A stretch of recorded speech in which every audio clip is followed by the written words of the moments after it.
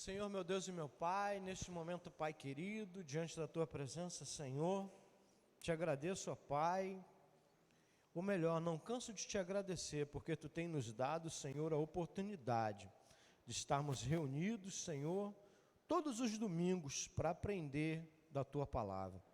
Então eu te peço, seja conosco nesta manhã, que Tu possa ter o Espírito falar aos nossos corações, ó Deus, e que estejamos, Senhor, com os corações abertos para receber aquilo que Tu separaste para nós. Em nome de Jesus é o que eu te peço. Toma cada um que aqui está, sonda, Pai, os corações. Toma também, Senhor, aqueles que estão a caminho, que Tu possa guardar e trazer em segurança. Em nome de Jesus, amém. Glória a Deus. Podeis assentar.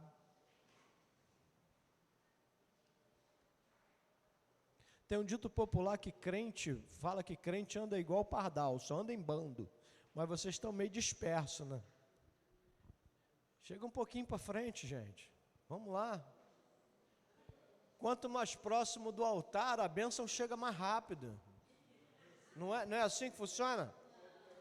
Lembra do tamanho de Deus? Qual é o tamanho de Deus, né? É a medida da tua proximidade. Esse é o tamanho do Senhor. É bom que o nível já está aqui pertinho, então já foco nele. Volta para cá, rapaz. Missionária! Missionária! Vem para frente! Frente. Está até dando eco, ela está tão longe que está dando eco. Irmãos, a gente está começando hoje, né? Uma nova lição da EBD. Lembrando a vocês que a nossa fonte é as revistas da CPAD. Se vocês quiserem até entrar lá na internet, já pegar, tem a lição toda lá. Mas eu estou mandando no grupo da igreja toda semana a lição. E durante a semana eu mando os versículos, né? Para a nossa leitura da EBD. Se vocês estiverem acompanhando e fazendo a leitura dos versículos, com certeza muita coisa que a gente for falar dentro do estudo, você já vai estar familiarizado já com a situação. Tá, o título da lição é A Supremacia das Escrituras, a inspirada, inerrante e infalível Palavra de Deus. Hoje nós vamos começar com a autoridade da Bíblia. Desculpe, de vez em quando eu dei uma travada na leitura, que o óculos já não está mais legal, entendeu? Então tem que dar uma acertada. Mas aí vocês vão me entendendo. E tá tudo aí no folhetim de vocês. Esse meu folheto aqui eu coloco maior exatamente por causa disso, que aí eu boto letra maior. Mas é a mesma coisa de vocês. Tá bom? E na sequência nós são 13 lições, dadas uma vez por semana, né? Todo domingo. Muito provavelmente, na próxima semana, nós não teremos EBD por conta da Páscoa. Mas isso eu ainda vou acertar com a pastora. Nós vamos ter uma comemoração aqui, um café da manhã, voltado, né, para o tema Páscoa. E de repente a gente traz até uma palavra voltada a isso, né? Para o tema Páscoa. Eu não tenho nada a ver com a lição de hoje, mas vocês sabem o que quer dizer Páscoa? Não é você não, cara. Vocês sabem o que quer dizer Páscoa? Pachá. Oi? Ressurreição de Cristo. Hein? É isso mesmo? Vitória, é isso? Pô, tu não tem outra roupa não, cara? Obrigado. Coisa chata isso, toda semana o camarada vem com a camisa do Fluminense, né? E aí, o que quer dizer Páscoa? É o que a irmã falou, ressurreição? O que quer dizer a Páscoa para os crentes? Hein? Eu não vou responder nada disso para vocês não, deixar vocês tudo com dúvida. É interessante o seguinte, né, que a gente tem a prática, né, foi criada essa prática de presentear com chocolate, não é isso? Nós estamos impedidos de fazer isso? Não, né? Mas a Páscoa não é chocolate, né? A gente faz isso por tradição. Então seria interessante, já que você vai presentear alguém com chocolate, presenteie a ele também com a informação do que é Páscoa. Nós temos a Páscoa judaica e nós temos a Páscoa cristã. Ambas têm um significado bem parecido, mas um propósito muito diferente, né? Para o judeu, a Páscoa é para quê? Para ele relembrar o tempo de escravidão, né? E para nós crentes é para quê? Porque a nossa Páscoa é Cristo, né? Para nos lembrar o quê? Que Ele nos deu, através do sacrifício na cruz, Ele nos deu a possibilidade de salvação. Não verteu o chocolate da cruz, não, verteu sangue, né? Para a remissão dos pecados.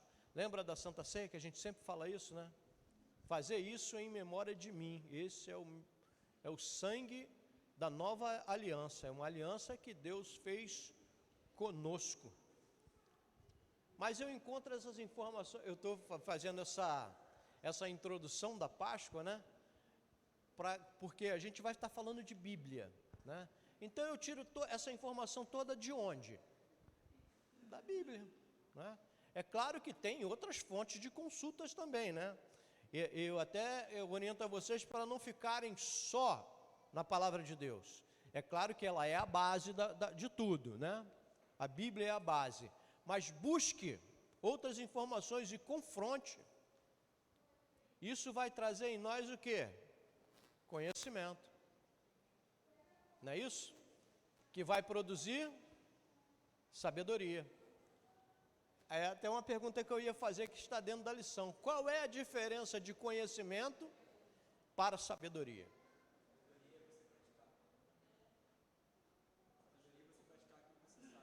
Sabedoria é praticar é a prática do conhecimento? É isso mesmo? E aí, Síria? Ah, mas eu já estou de olho em você lá no portão. E aí, sabedoria e conhecimento? O meu irmão falou que é a prática, o conhecimento, a sabedoria é a prática do conhecimento. Eu já acho que você não tem direito de falar, né? Mas tudo bem. Absurdo. Tô de terno aqui, ó. Creio eu que conhecimento é, tipo, o que a pessoa busca aprender, né? E sabedoria, a pessoa, tipo, já tem mais facilidade com aquilo. Sabedoria é o acúmulo de conhecimento, não é? E a prática do conhecimento. Teve uma vez que eu fiz essa pergunta na EBD, foi lá na Assembleia de Deus, lá próximo onde eu moro. E uma irmã me fez uma colocação que eu guardei até hoje, né? Nós sabemos que o tomate é uma fruta, não é isso? Não é? Alguém discorda disso? Tomate não é uma leguminosa, é uma fruta, não é, Síria? Não é? É uma fruta. Então, quer dizer, eu tenho o conhecimento que o tomate é uma fruta, mas a minha sabedoria não deixa que eu coloque o tomate numa salada de fruta. Não é? A R$ 9,90 está difícil de botar até no molho. Né? R$ 17, ó. Jesus. Oi?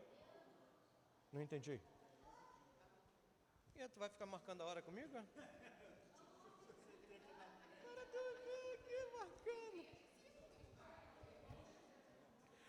A nossa lição de hoje é a autoridade da Bíblia.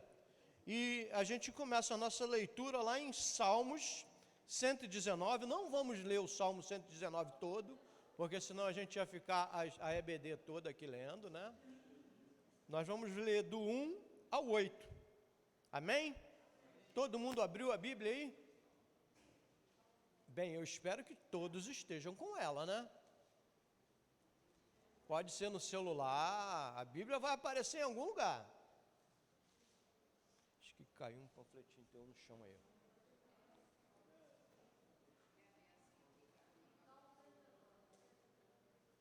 Podemos? Amém? Amém ou misericórdia? Eu duvido que o Juan abriu a Bíblia. Não abriu, duvida. Não abriu. Bem-aventurados que trilham caminhos retos e andam na lei do Senhor. Bem-aventurados que guardam os seus testemunhos e o buscam de todo o coração. E não praticam iniquidade, mas andam em seus caminhos. Tu ordenaste os teus mandamentos, para que diligentemente os observamos. Tomara que os meus caminhos sejam dirigidos de maneira a poder eu observar os teus estatutos. Então, não ficaria confundido, atentando eu para todos os teus mandamentos. Louvar-te-ei com retidão de coração, quando tiver aprendido os teus justos juízos. Observarei os teus estatutos. Não me desampares totalmente. Eu queria me ater a esse finalzinho aqui, ó. Observarei os teus estatutos. Não me desampares totalmente. O que o salmista está querendo dizer com essa passagem no final? Que quando eu não tenho essa observância, eu fico desamparado. Concordam comigo ou não? Não há um amparo, né? Por quê? Porque quando eu não tenho conhecimento, né, do meu Deus, do meu Senhor, a quem eu vou procurar?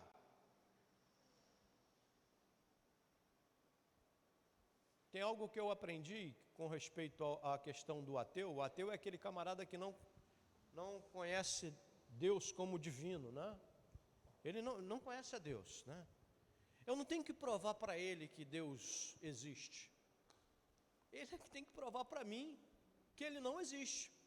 Por quê? Porque eu tenho conhecimento do meu Deus. E seria para nós uma discussão em vão. Eu não acredito em Deus. O problema é teu. Nu e cru, o problema é teu, né? Então tu não venha sobre mim porque eu acredito. Se tu não crê, o problema é teu. Mas eu estou sendo muito duro. Irmãos, algumas vezes a gente tem que ser duro, né? Lembra de Jesus e Pedro? Eles andavam juntinho. Mas quando Pedro chega para Jesus com a conversa torta, o que ele faz? Ele repreende, não é? Ele repreende a Pedro, pelo aquele apontamento dele. Então, muitas das vezes a gente deixa de repreender as coisas. Não vou repreender não, porque eu vou deixar o meu irmão triste, não é? Meu irmão vai ficar chateado. Mas a gente tem que exortar, a gente tem que mostrar a verdade bíblica, né? Aquilo ao qual eu sigo, porque senão vai ficar dúbio o negócio. A gente vê muito por aí o seguinte, se eu falar mal, ou melhor, se eu fizer algum comentário sobre uma pessoa negra, o pessoal vai vir, vai cair de pau em cima de mim, né? Se eu falar mal da igreja católica e tal, todo mundo vai vir em cima de mim. Se eu falar das pessoas de temperamentos desviados, né? Dos lésbicos, desse povo todo aí, os travestis e tal, vão cair de pau em cima de mim. Agora, se eu falar mal de Jesus, vai todo mundo rir. Se eu contar uma piada de Jesus, vai todo mundo rir. Mas se eu contar uma piada de negro, não, ele é racista. E por que então a gente não defende isso? Vai falar lá fora, vai falar mal de Maomé. Os caras vêm e cortam a cabeça. Então por que a gente, muitas das coisas a gente se cala, né? Estão falando mal e a gente se cala. Por quê? Porque a gente, desculpe a expressão, a gente acaba se acovardando, né, naquilo que a gente julga acreditar. Mas por que que eu não milito, né, a esse respeito? Porque me falta o conhecimento. Eu não tenho forças para ir porque me falta o conhecimento. Falo muito aqui, nunca me cansarei de falar. A gente está acostumado a ouvir de Jesus, só conhecer Jesus de ouvir falar. Eu vou dizer uma coisa para vocês, o ouvir falar, possa ser que eu esteja ouvindo errado.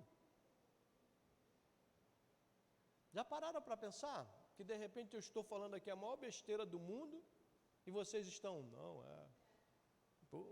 nossa, esse pastor é homem de Deus, né? Posso estar aqui falando a maior besteira do mundo, né? E está todo mundo concordando. Quem aqui está no grupo da igreja? Do WhatsApp? Opa, um. Na segunda-feira eu mandei a lição da EBD de hoje. Quem leu?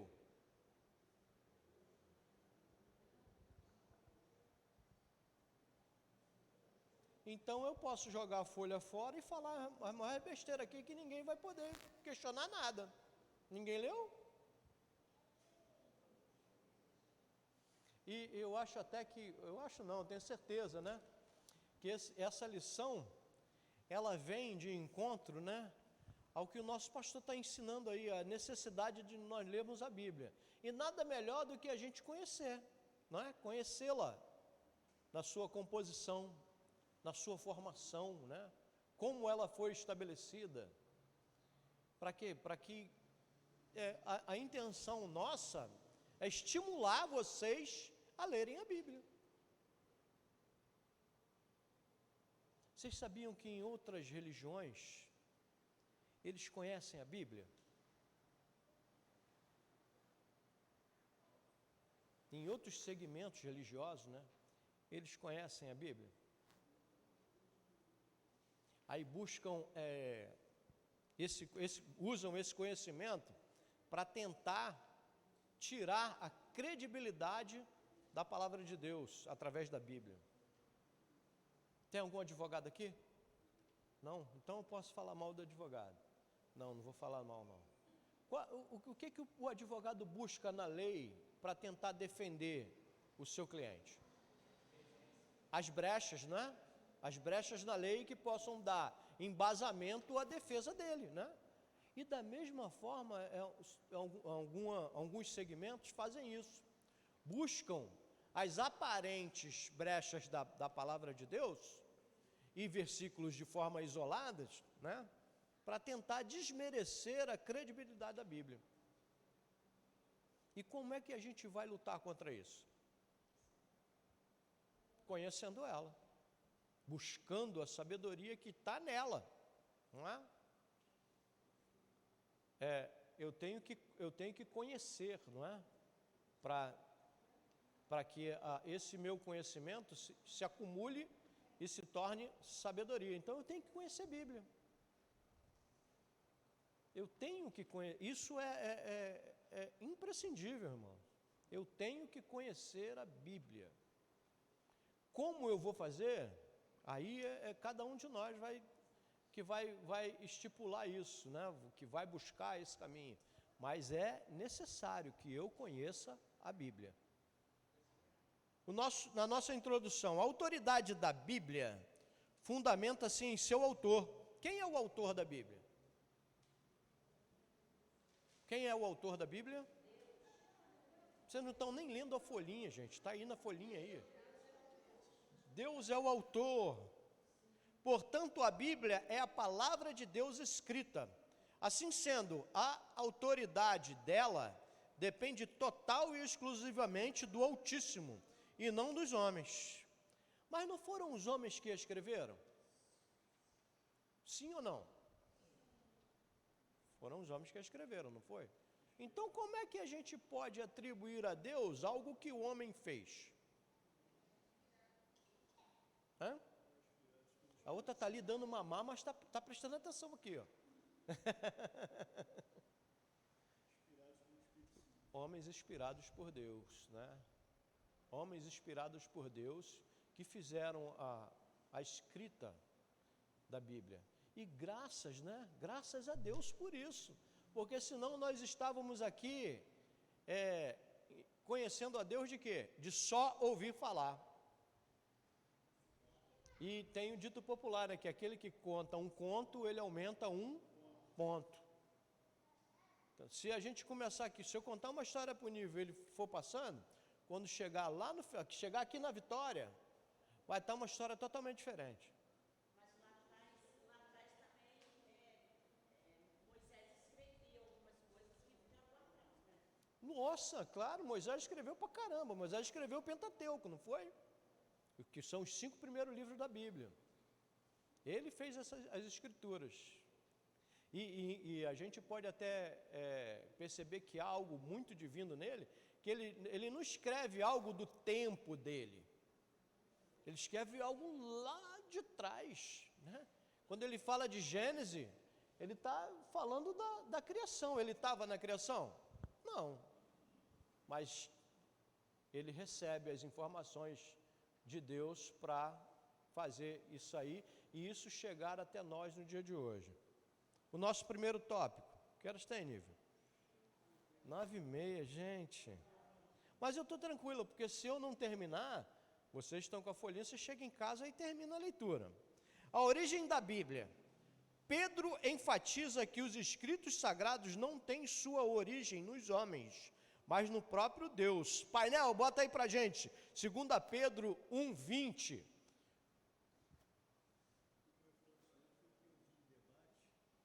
O cristão foi querer afrontar um católico. O rapaz botou ele no chão. Isso é complicado, né? Não é? Isso é complicado.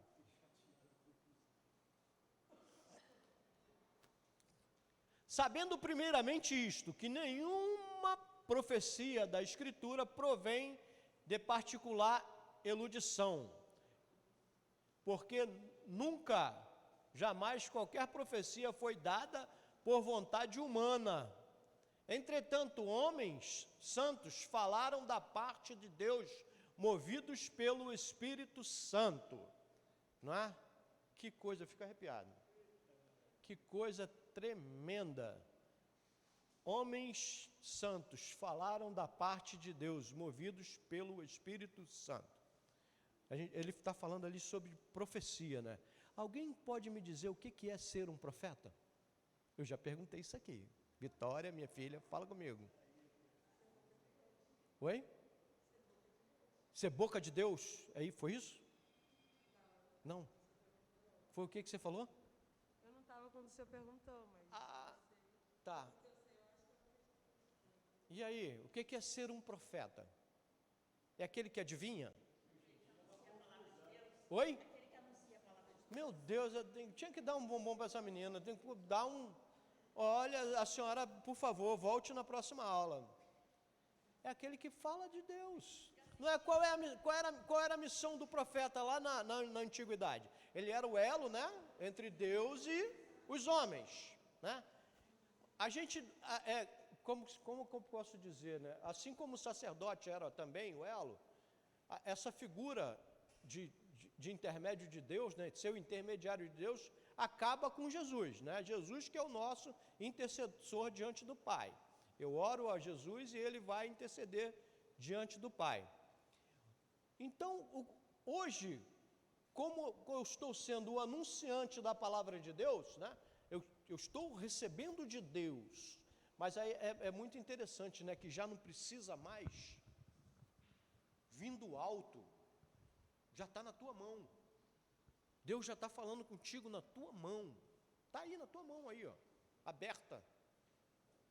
Em 2 Pedro 1. Está aí aberto. É Deus já falando contigo.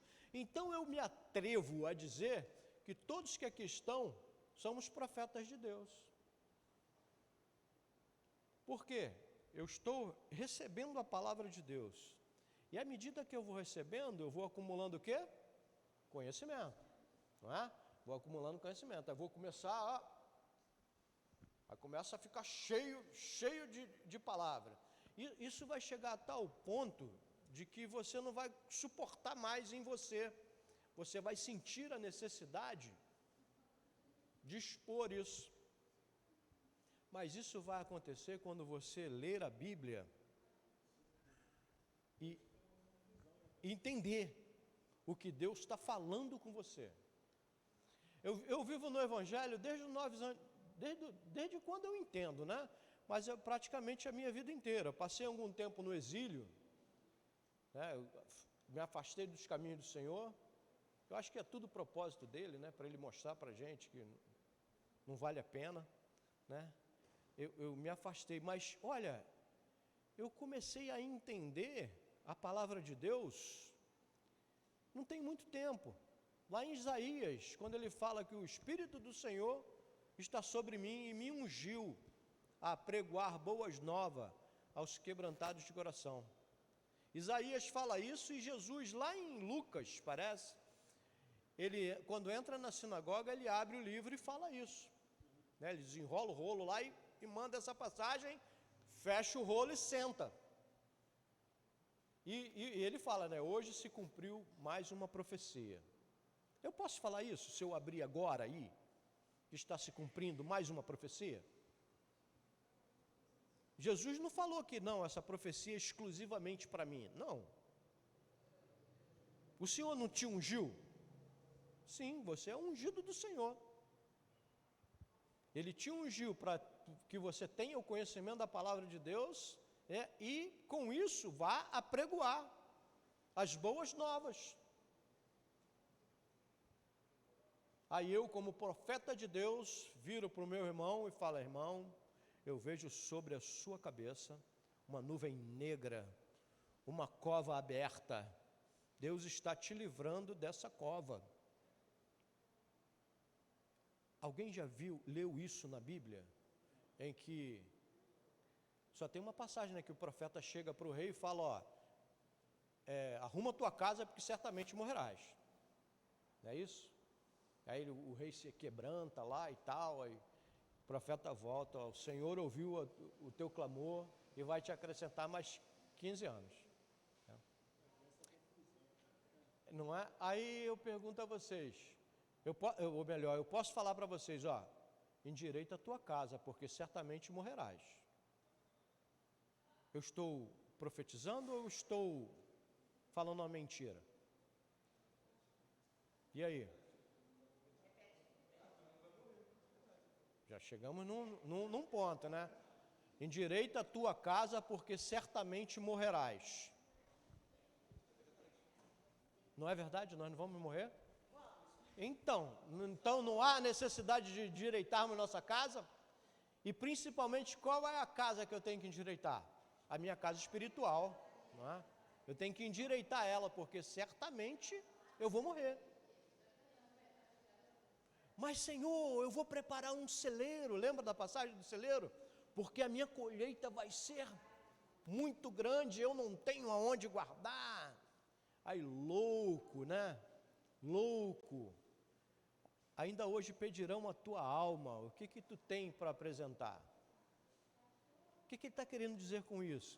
Que a nossa preocupação maior tem que ser com a área espiritual. Eu tenho que estar com a minha casa espiritual bem fortalecida. Busca aí primeiro o quê? O reino de Deus e a sua justiça. As demais coisas serão acrescentadas. A impressão que eu tenho, sempre quando eu leio essa passagem, é que as demais coisas parece que não tem muita importância. Demais coisas. Tá, busca primeiro aqui, ó, o meu reino e a minha justiça. E as demais, né, aquilo que está em segundo plano vai ser acrescentado. Mas essa justiça que eu busco depende muito, né, da situação a qual eu estou passando. Não é isso? Que aí eu tenho a classificação de Deus. Porque se eu estou passando por apuros, Deus é ruim. Não, Deus não está comigo. Deus não está comigo, porque eu estou passando por essa situação toda. Mas se eu estou na bonança, opa, Deus é bom pra caramba, não é isso? É ou não é? A gente até esquece de Deus quando a coisa está muito boa. Eu digo isso para vocês até com propriedade pessoal, né? Porque quando a coisa estava muito boa para o meu lado, eu esqueci de Deus. Aí ele vai lá, deixa tu ir lá para a lama, para quando tu estiver pisando lá na lama, tu lembrar. Quando tu estiver comendo bolota, né? Aí tu lembra que na casa do meu pai até os empregados comem bem. Eu quero voltar para lá e ser tratado como um empregado, né? O pastor Braga já usou essa pregação várias vezes. Nossa, já perdi as contas de quantas vezes ele falou do filho pródigo, né? Do filho que foi. Mas vocês já pararam para pensar no filho que ficou? Por que ele questiona a atitude do pai? E olha, eu vou me atrever a dizer para vocês o seguinte, que o filho que ficou somos nós, hein? Porque já que nós não fomos, nós ficamos, então o filho que ficou somos nós. Então por que ele questionou o pai? Primeiro, porque a visão dele era de filho. Ele só vai entender o posicionamento do pai dele quando ele tiver um filho. Quando ele for pai, aí ele vai entender o amor de pai. A outra, me pareceu que ele não tinha intimidade com o pai dele, porque ele não sabia que poderia ir lá e pegar um novilho e matar. Precisava da autorização do pai. Perceberam?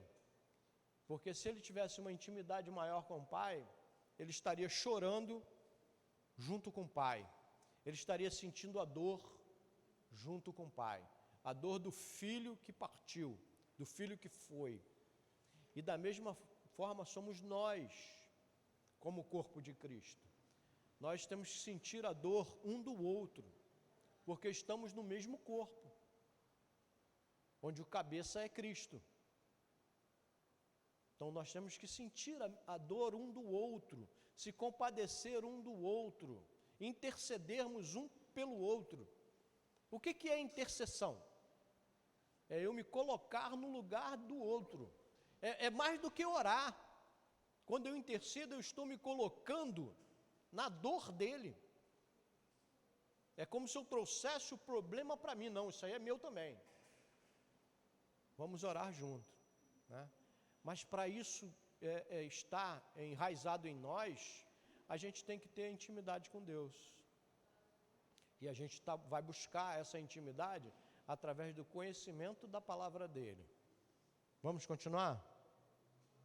Nós paramos aonde? Nós ainda estamos no primeiro tópico. Que horas tem, Nível? Paulo corrobora que a mensagem bíblica veio do alto, painel 2 Timóteo 3,16. Aí tu vai ficar me marcando.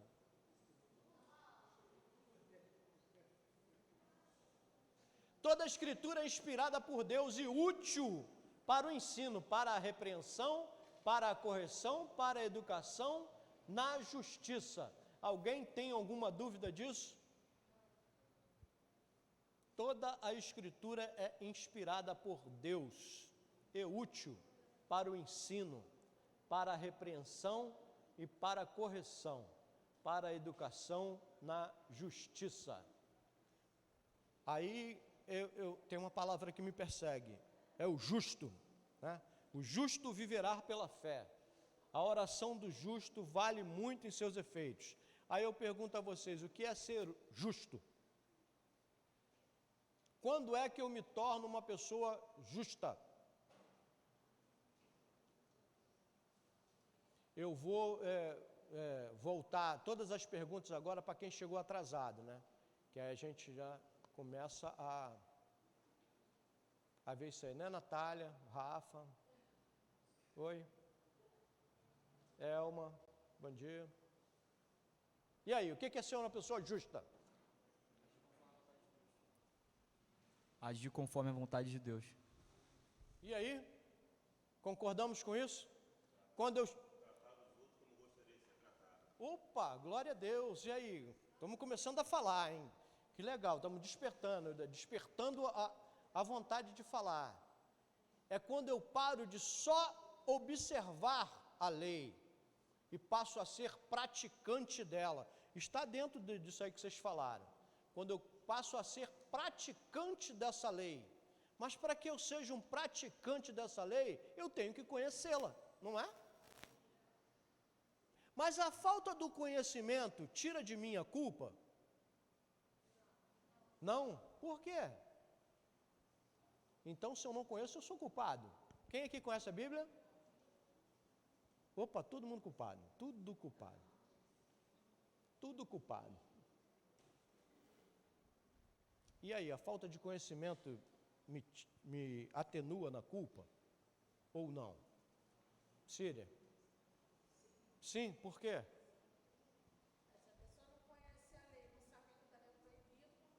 E aí, concordam com ela? Atenua. Atenua, mas não tira a culpa. Não tira a culpa.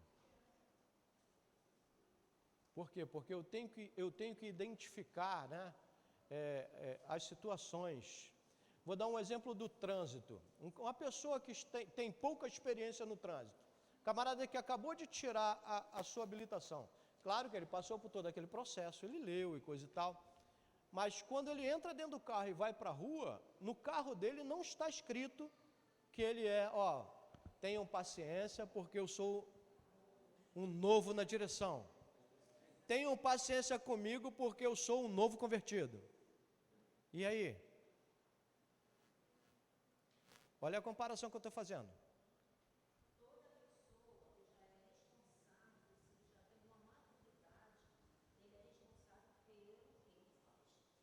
Olha aí. Eu diria para vocês o seguinte, que nós estamos vivendo uma geração em que a cobrança vai ser muito maior. Vocês sabem por quê? Porque a informação está aí, ó. Está aí.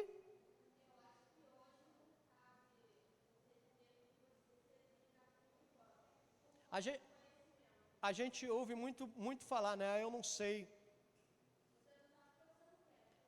Eu tenho uma palavra do pastor Amadeu, né? Ele falava muito, você sabe ler e escrever? Ah, então você sabe fazer. Que às vezes alguém pedia para fazer, não sei fazer isso não. Mas vem cá, você sabe ler e escrever? Então você sabe fazer. E olha, hoje a internet é uma ferramenta fantástica. É claro que a gente tem que olhar, né, com um pouco de atenção, né? Porque mentira agora é fake, né? Então você tem que tomar cuidado com isso. Ó, essa lição que a gente está dando aí, eu peguei na internet. Está lá na internet. Tu coloca um tema lá que vai aparecer para você. Bíblia, estudo. Vai aparecer um monte de coisa. Aí você vai filtrar ali. Então, para nós, hoje, já não é mais desculpa. Eu lembro quando o pastor pediu para fazer essa textura, isso aqui, ó. Ele chegou para mim, Nathanael, eu queria fazer uma textura aqui, mas eu não sei nem como te explicar, né? Aí ele me pegou o telefone e me mostrou, mas isso aqui, ó. Eu olhei para ele, né? Não, pastor, pode deixar, eu faço sim. Mas você sabe fazer? Sei. Sei, pode deixar que eu faço. O que eu fiz? Eu cheguei em casa. Internet, textura, como é que faz e tal. Aí, pastor, pode comprar massa. A massa estava aqui, cheguei, ó. Negócio de profissional. Não ficou bacana? Ficou bonito. Alex, drywall, foi eu e Alex que colocamos. Aqui, para tapar isso aqui, ó. Aqui no ar-condicionado. Eu nunca tinha feito isso, não. O Alex me ensinou. Estava 2 aqui sem saber fazer o negócio, né? Eu fui lá buscar na internet. Então, quer dizer, eu posso ter, de repente, a falta de prática, né? Mas dizer que não sei, é como se eu estivesse tentando tirar de mim uma responsabilidade. Não, se eu falar que não sei, quando chegar lá na frente da nada, mas vem cá, não senhor, isso aí eu não sabia. Então isso aí eu não tem. Como tu não sabia? Pastor Natanael te deu o caminho lá, cara, tu não foi procurar? Não, mas eu não sabia, não. Não é, o Google está aí, ó, vai lá e pergunta que ele vai te responder. Mas aí eu tenho que ir lá e fazer, né? Uma pergunta, eu achei muito interessante essa pergunta, eu não estava estudando, eu achei isso muito legal. A vaca dá leite? Né? A vaca dá leite? Vocês afirmam isso? A vaca dá leite? Não, ó, a vaca não dá leite, ela produz o leite. Para você ter o leite, tu tem que ir lá tirar. Então, exige de mim uma ação. Eu tenho que fazer. Eu sei que ela está produzindo leite, mas se eu não for lá pegar, não vai estar lá. A vaca dá queijo, a vaca dá manteiga? Não, não. Ela produz a matéria-prima para isso. E aí, a Bíblia dá bênção? A Bíblia tem promessa? Nossa, está cheia de promessa. Mas aí, para me ter a promessa do Senhor, eu tenho que tomar posse, eu tenho que ir lá e buscar, né? A Bíblia dá leite? Dá, mas eu tenho que ir lá pegar, né? Ela produz o leite, eu tenho que ir lá pegar, porque senão vai ficar lá, não é? Eu costumo dizer o seguinte, se eu pegar uma Bíblia, né, sem essa inscrição lateral, e colocar ela na estante, lá, fechadinha, ela vai ser um livro como outro qualquer, talvez passe até despercebido. Mas quando é que ela vira a boca de Deus? Quando eu abro ela. Teve uma vez que o irmão, eu tenho várias Bíblias, né? Eu estava com uma, o irmão perguntou para mim, pô, a sua Bíblia é de estudo? Falei, sim, a minha Bíblia é de estudo. Aí ele, é? Aí olhou, não, cara, tua Bíblia não é de estudo, não. Falei, é sim, minha Bíblia é de estudo. Aí ficou assim me olhando. Ele, entendi, então, minha Bíblia é de estudo, mas eu tenho que abrir. Porque senão ela não vai dizer, vai ficar muda ali. Não é? É uma Bíblia para estudar. Né? E ela vai dizer tudo à medida que eu vou buscando. Então, carece de mim uma ação, para que haja uma reação de Deus sobre mim. Não é isso?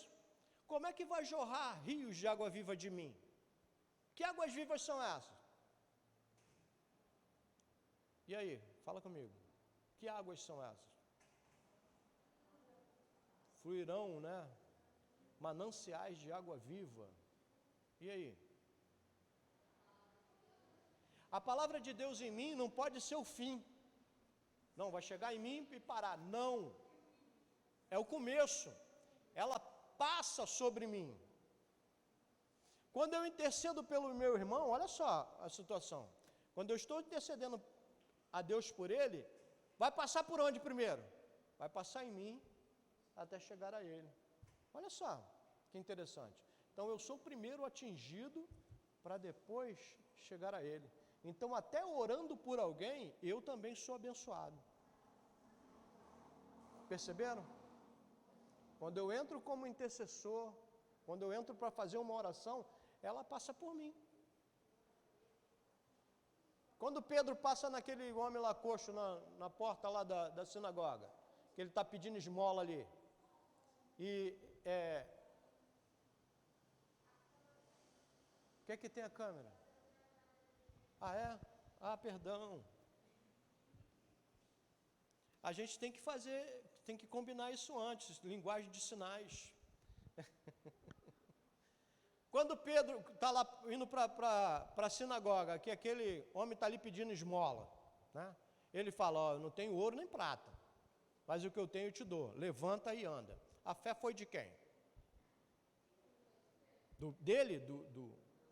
Do pedinte ou de Pedro? Foi de Pedro. A palavra diz que o camarada tinha tanta que a sombra dele curava. Tamanha era a relação dele com Deus. Tem uma situação que eu acho muito interessante. Até onde eu posso ir? Até aqui? Hein? Até onde eu posso ir? Até aqui? Mais? Aí? Eu posso vir até aqui. Estou limitado. Nem sei o que eu estava falando. O que eu estava falando, João? A fé de Pedro? Era isso mesmo? O camarada tinha tanta fé que a sombra dele curava. Mas por que então nós não temos essa fé? Mas embora Pedro caminhou com Jesus, né? Tem uma situação que eu acho muito engraçado, que meu irmão e meu amigo Leandro, ele ganhou um pedaço de bolo, eu não sei como chegou na mão dele, aquele pedaço de bolo, porque era uma festa das crianças lá atrás, né? Trouxeram um pedaço de bolo para ele, que a minha esposa fez, a pastora Wanda. Aí eu virei para ele, cara, me dá um pedaço aí. Ele, não vou te dar não. Eu, que isso, cara, me dá um pedaço aí. Ele, não vou te dar. Mas por quê? Cara, tu tá na fonte. Tu tá na fonte. Então quer dizer, a minha esposa que fez, tu tá lá, tá na fonte. Aí eu digo para vocês, eu vou dar pedaço de vocês para vocês para quê?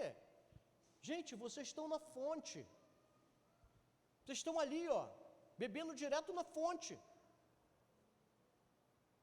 Aí ficamos requerendo dos outros, né, a sabedoria. Nossa, mas que homem sábio, né? Gente, tá aí, ó, à nossa disposição. É só pegar. Tá aí. Tá aí, a palavra tá aí, é só pegar. É só ter a coragem de abrir. E eu digo para vocês o seguinte, se vocês começarem a ler, vocês vão ficar tão apaixonados que é tipo aquele filme, aquela série legal, né, que tu está querendo saber o outro capítulo, né? Tu quer ler aquilo ali depressa, que é para tu saber o que aconteceu. Vocês vão ficar aborrecidos com o povo no deserto.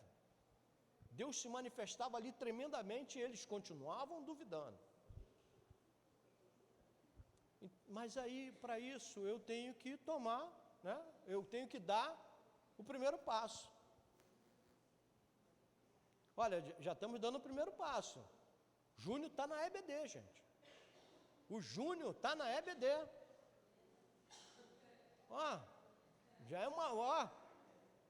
Já é algo tremendo, bicho. Quando foi que vocês viram o Júnior na EBD? Não lembro. Eu não sei o que motivou ele a estar aqui, mas graças a Deus que ele está aqui. Amém?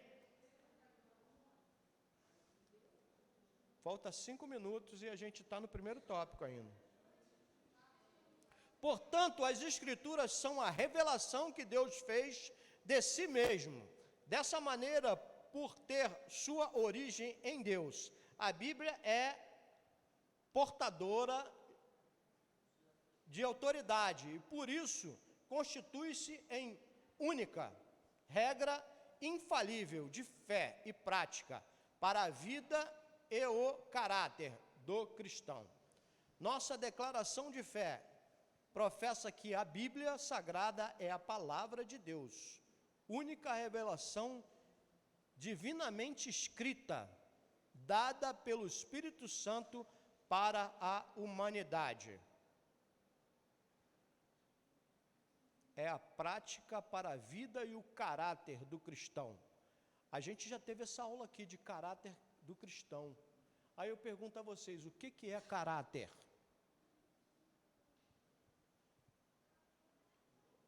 Hein? Fala comigo, povo. Povo de Deus, o que é caráter? Esther, o que é caráter? Está pensando que eu não te vi? Daqui a gente vê tudo, ó. Daqui a gente vê tudo. O que é caráter? É possível uma pessoa mudar o seu caráter? Pode, minha irmã. É uma definição de pessoa, seja ela má ou ruim. Oi? Nossa, eu gosto quando fica assim, todo mundo brigando para falar, eu acho legal. É o conjunto da moralidade que está na pessoa. Moral, aí a gente vai ter que falar de moral, aí o negócio vai complicar, né? Esse lance de caráter me fez lembrar que, tipo assim, uma pessoa, se ela é mau caráter, ela, tipo assim, não significa, tipo assim, eu gosto do Alisson, sou um bom caráter com ele, mas com o pastor sou um mau caráter. Isso não significa nada, a pessoa é mau caráter. Então a pessoa tem que ser bom caráter com todo mundo. É isso. E aí? Eu não entendi nada que ele falou, mas é isso aí. Ah, foi a Vitória que deu cola? Ah, meu Deus do céu. O que é caráter, gente? E aí? O caráter define uma pessoa? Sim, define. Então a gente sabe o que é. A gente só não está encontrando a palavra certa para a definição, não é isso? Aí eu pergunto a vocês, é possível que uma pessoa mude o seu caráter? É? Então eu não vou carregar a minha má índole a vida inteira. Então, o que faz uma pessoa mudar o seu caráter? Fala, Vitória. Vitória está doida para falar, ela está assim com o olhinho assim, ó. Ah, fala. Ah, não? Poxa, me enganei. E aí, é possível uma pessoa mudar o seu caráter? É? Como? Quando você não era crente, você tinha o caráter de Cristo? Não. Não é? Quando você o aceita, o que você passa a fazer? Copiar ele, não é? A gente fica de olho, né? Eu costumo dizer que a única fofoca permitida dentro da igreja é falar de Jesus. Porque fofoca é falar da vida do outro, né? Então você tem permissão de fofocar de Jesus. Você pode fofocar de Jesus. Lembrei desse versículo aqui, ó. E não sede conformados com esse mundo, mas sede transformados pela renovação de vosso entendimento, para que experimentais qual seja a boa, agradável e perfeita vontade de Deus. Ou seja, a gente é renovado pela nossa mente por causa de Deus. O caráter pode ser transformado através da mente, pela renovação da mente. É isso aí. Caráter pode... Não dá assim, não. Caráter pode ser transformado através da renovação da nossa mente. Então, a gente pode... Então é possível uma transformação de caráter, né? Através do quê? Através do conhecimento. Não vivo mais eu, mas Cristo vive em mim. Porque se eu viver em mim mesmo, não vai prestar, não é? Então, se eu contar para vocês o que eu fiz no meu tempo de exílio, vocês vão ficar zangados comigo. Não é melhor não, né? Melhor não. E isso é algo que não me traz nenhuma alegria. Agora tem que haver o querer, né? Porque tem muita gente que infelizmente está dentro da igreja que diz que conhece, né, a palavra, mas o seu caráter precisa ainda... Ô glória! Perceberam a voz do locutor? A voz de... Ah, rapaz! Isso aí é muito interessante. Mas aí a gente volta ao conhecimento da palavra. Aquele que diz que me conhece e não cumpre os meus mandamentos é o quê? Mentiroso. Mentiroso. Essa passagem que João leu, essa passagem ela me persegue. Não vos conformeis com esse mundo, mas transformai-vos com a renovação do vosso entendimento. Olha o que ele está falando. Não é para você aprender coisa nova, não. É para você renovar aquilo que você já aprendeu. Para que possamos experimentar a boa, perfeita e agradável vontade de Deus. Eu já perguntei isso aqui, vou perguntar de novo, porque tem um monte de gente nova aqui. Então, a boa, perfeita e agradável vontade de Deus é para todo mundo? É? Ouvi um é? É? Justifique. Bom, como Deus quer que todos sejam salvos, eu acredito que a boa, perfeita e agradável vontade dele é para todo mundo. Só que nem todos são, nem todos a recebem. Não, não é isso, não é isso. E aí? O próprio versículo já nos dá a resposta. O próprio versículo. Essa palavra diz para todos, não vos conformeis, é para todos. Isso. Agora, como eu falei, é o querer pessoal. Para mim experimentar a boa, perfeita e agradável vontade de Deus, depende da minha busca, depende de eu querer. Vamos ler devagarzinho? Não vos conformeis com esse mundo. Então, quer dizer, as práticas do mundo não podem me trazer conformismo. Ah, não, deixa, é assim mesmo. Não, deixa para lá. Isso aí vai para o inferno mesmo, então, está perdido. Não, ele fala para mim não se conformar com isso.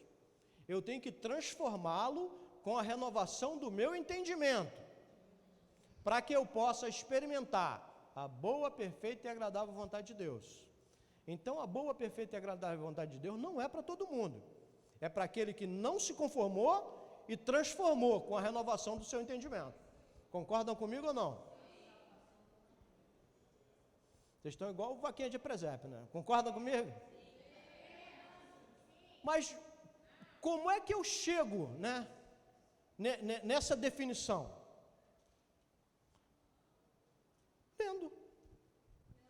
Lendo, meditando na palavra, buscando o entendimento daquilo que Deus está falando comigo. Ele está falando, olha, não se conforme com isso não, mas está nas tuas mãos a transformação. E ela começa onde primeiro? É em mim. É o que o irmão falou, depende de mim, depende do meu querer, eu tenho que querer, para que essa transformação no mundo aconteça. E o que eu tenho que levar para o mundo, para que haja essa transformação? Conhecimento de palavra de Deus. Por quê? Porque ela me transformou, ela mudou o meu caráter.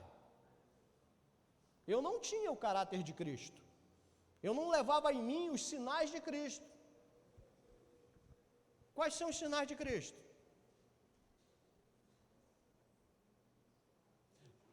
A gente está na escola bíblica, se a gente falar besteira, a pastora Alessandra corta da gravação, então pode ficar à vontade. Inclusive já não vai ter nem autor, né, da voz, né, porque eu não estou aparecendo. Ah, meu Deus. O que é ter o caráter de Cristo?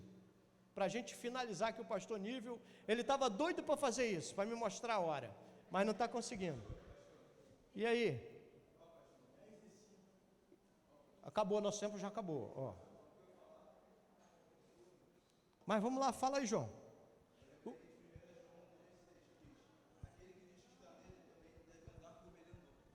nós que somos cristãos devemos... 1 João 2,6. Aquele que diz que está nele, também deve andar como ele andou. Ou seja, que nós somos cristãos, devemos andar como Jesus andou. Exatamente, aí eu tenho que analisar o que é estar nele, né? O que é andar nele. Guardar os seus mandamentos. E para que eu possa guardar os seus mandamentos, eu tenho que conhecê-lo, né? Bom dia, irmã. Para mim guardar alguma coisa, eu tenho que conhecê-lo.